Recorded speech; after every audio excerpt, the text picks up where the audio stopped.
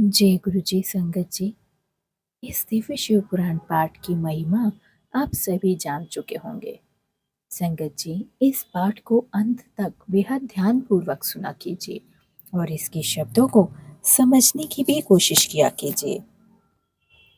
आज हम संगत जी जानेंगे कि यज्ञशाला में शिव का भाग न देखकर सती के रोषपूर्ण वचन दक्ष द्वारा शिव की निंदा सुन दक्ष तथा देवताओं को धिक्कार फटकार व सती द्वारा अपने प्राण त्याग का निश्चय। जय गुरु जी। हर हर महादेव। ब्रह्मा जी कहते हैं, नारद, दक्ष कन्या सती उस स्थान पर गई जहाँ वह महान प्रकाश से युक्त यज्ञ हो रहा था। वहाँ देवता, असुर और मुनिंद्र आदि के द्वारा कौतूहलपूर्ण कार्य हो रहे थे। सती ने वहां अपने पिता के भवन को नाना प्रकार की आश्चर्यजनक वस्तुओं से संपन्न, उत्तम प्रभाव से परिपूर्ण व मनोहर तथा देवताओं और ऋषियों के समुदाय से भरा हुआ देखा। देवी देवी सती भवन के आभूषणों से अलंकृत द्वारपाल पर जाकर खड़ी हुई और अपने वाहन नंदी से उतरकर अकेली ही शीघ्रता पूर्वक यज्ञशाला के भीतर चली गई। सती को आई देख उनकी यशस्विनी माता वीरिणी ने और बहनों ने उनका यथोचित आदर सत्कार किया, परंतु दक्ष ने उन्हें देखकर भी कुछ आदर नहीं किया तथा उन्हीं के भय से शिव की माया से मोहित हुए दूसरे लोग भी उनके प्रति आदर का भाव न दिखा सके। मुने, सब लोगों के द्वारा तिरस्कार प्राप्त होने से सती देवी को बड़ा विस्मय हुआ, तो भी उन्होंने अपने माता पिता के चरणों में मस्तक झुकाया। उस यज्ञ में सती ने विष्णु आदि देवताओं के भाग देखे, परंतु शंभु का भाग उन्हें कहीं दिखाई नहीं दिया। तब सती ने दुस्सह क्रोध प्रकट किया। वे अपमानित होने पर भी रोष से भरकर सब लोगों की ओर क्रूर दृष्टि से देखती और दक्ष को जलाती हुई सी बोली। सती ने कहा, प्रजापते, आपने परम मंगलकारी भगवान शिव को इस यज्ञ में क्यों नहीं बुलाया, जिनके द्वारा यह संपूर्ण चराचर जगत पवित्र होता है, जो स्वयं ही यज्ञवेत्ता में श्रेष्ठ व यज्ञ के अंग व अंग, यज्ञ की दक्षिणा और यज्ञ करता यजमान है। उन भगवान शिव के बिना यज्ञ की सिद्धि कैसे हो सकती है? अहो, जिनके स्मरण करने मात्र से सब कुछ पवित्र हो जाता है, उन्हीं के बिना किया हुआ यह सारा यज्ञ अपवित्र हो जाएगा। द्रव्य, मंत्र आदि, हव्य और कव्य, ये सब जिनके स्वरूप हैं, उन्हीं भगवान शिव के बिना यह यज्ञ का आरंभ कैसे किया गया है? क्या आपने भगवान शिव को सामान्य देवता समझकर उनका अनादर किया है? आज आपकी बुद्धि भ्रष्ट हो गई है, इसीलिए आप पिता होकर भी मुझे अधम जज रहे हैं। अरे, यह विष्णु और ब्रह्मा आदि देवता तथा मुनि अपने प्रभु भगवान शिव के आए बिना यहाँ यज्ञ में कैसे चले आए? ऐसा कहने के बाद शिव स्वरूपा परमेश्वरी सती ने भगवान विष्णु, ब्रह्मा और इंद्र आदि सब देवताओं को तथा समस्त ऋषियों को बड़े कड़े शब्दों में फटकारा। वह ब्रह्मा जी कहते हैं, नारद, इस प्रकार क्रोध से भरी हुई जगदम्बा सती ने वहां व्यथित हृदय से अनेक प्रकार की बातें कही। श्री विष्णु आदि समस्त देवता और मुनि जो वहां उपस्थित थे, सती की बात सुनकर चुप रह गए। अपनी पुत्री के वैसे वचन सुनकर कुपित हुए दक्ष ने सती की ओर क्रूर दृष्टि से देखा और इस प्रकार कहा। दक्ष बोले, भद्रे, तुम्हारे बहुत कहने से क्या लाभ? इस समय यहाँ तुम्हारा कोई काम नहीं है। तुम जाओ या ठहरो, यह तुम्हारी इच्छा पर निर्भर करता है। तुम यहाँ आई ही क्यों हो? समस्त विद्वान जानते हैं कि तुम्हारे पति शिव अमंगल रूप हैं। वे कुलीन भी नहीं हैं, वेद से बहिष्कृत हैं और भूतों, प्रेतों और पिशाचों के स्वामी हैं।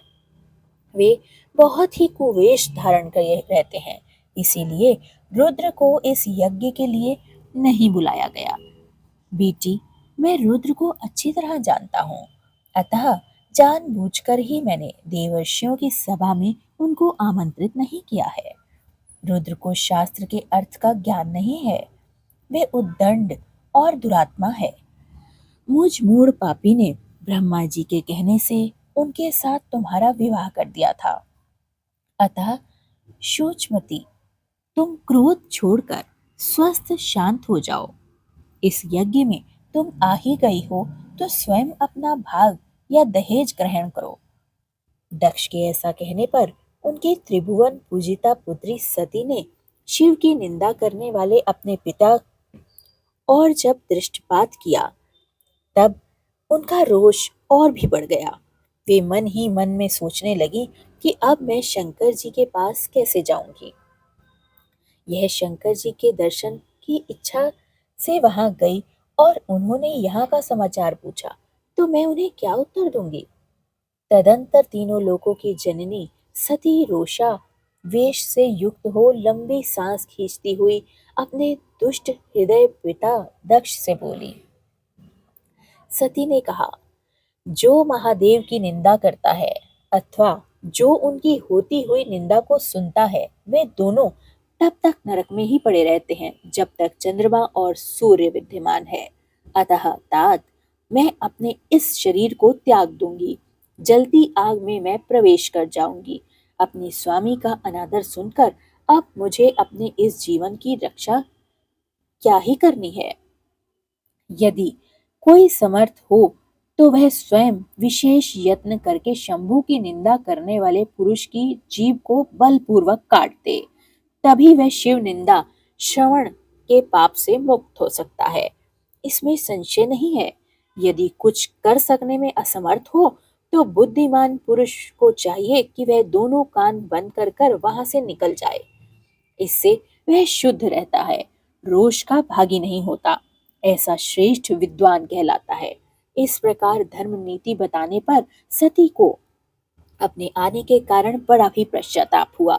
उन्होंने व्यथित चित्त से भगवान शंकर के वचन का स्मरण किया। फिर सती अत्यंत कुपित और दक्ष से उन विष्णु आदि समस्त देवताओं से तथा मुनियों से भी निडर होकर बोली। सती ने कहा, तात, तुम भगवान शंकर के निंदक हो, इसके लिए तुम्हें पश्चाताप होगा। यहाँ मानव दुख भोग कर अत्यंत अंत में तुम्हें यातना भोगनी पड़ेगी।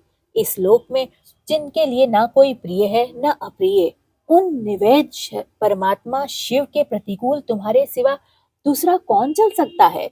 जो दुष्ट लोग हैं वे सदा ईर्ष्यालु पूर्वक यदि महापुरुषों की निंदा करें तो उनके लिए यह कोई आश्चर्य की बात नहीं होगी, परंतु जो महात्माओं के चरणों की रज से अपने अज्ञानतांधकार को दूर कर चुके हैं, उन्हें महापुरुषों की निंदा शोभा नहीं देती।